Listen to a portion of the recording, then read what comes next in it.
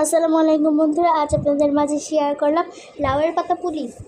আমি প্রথমে এখানে নিয়ে নিচ্ছি একটা কড়াইয়ে তেল দিয়ে দিচ্ছি, আর এখানে আমি নিয়ে নিচ্ছি পেঁয়াজ কুচি। এখন এই পেঁয়াজ কুচিটাকে খুব ভালো করে নেড়ে চেড়ে একটু ভেজে নেব। আমার একটু ভাজা হয়ে গেলে এখন আমি এখানে দিয়ে দিচ্ছি পরিমাণ মতো রসুন কুচি। এখন এটা দিয়েও একটু ভাজা ভাজা করে নিব। আর এখানে দেব হলুদের গুঁড়ো, ধনিয়ার গুঁড়ো, স্বাদ মতো লবণ, আর মরিচের গুঁড়ো আর জিরে গুঁড়ো। এখন এটাকে দিয়ে খুব ভালো করে নেড়ে চেড়ে দেবো। আর আমি আগে থেকে চাপাগুলো রেডি করে রেখেছিলাম, সেই চাপাগুলোকে দিয়ে দিচ্ছি। আর এখানে পরিমাণ মতো পানি দিয়ে এই চাপা পুলির পুরটাকে রেডি করে ফেলবো। আমাদের পুলির পুরটা কিন্তু রেডি।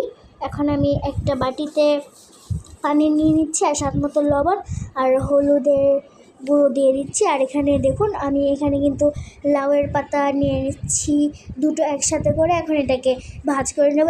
এটার ভাজটা কিন্তু অনেক সহজ, আপনারা একবার দেখলেই পারবেন এই ভাজটা করতে।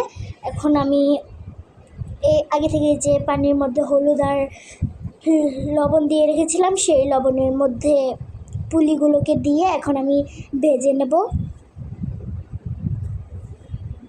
দেখতেই পাচ্ছেন আমি কিন্তু একে একে সবগুলো পুলি কিন্তু এভাবে ভেজে নেব। আমি কিন্তু অবশ্যই অল্প আছে ভাজবো এই পুলিগুলোকে। দেখতেই পাচ্ছেন কত সুন্দর দেখাচ্ছে।